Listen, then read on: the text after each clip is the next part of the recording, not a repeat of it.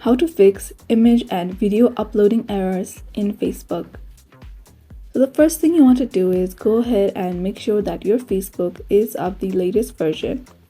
You can do that by going to Play Store and go ahead and type Facebook and click on this update button right here.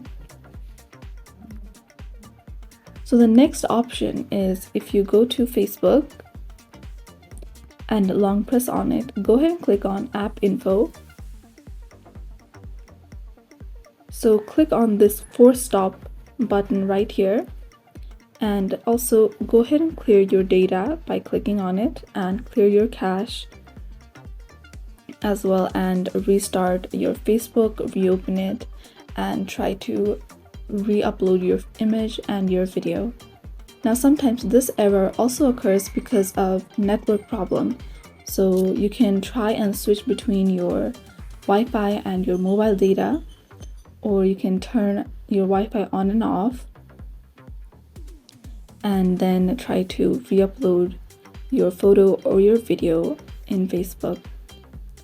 So that is how to fix image and video uploading errors in Facebook.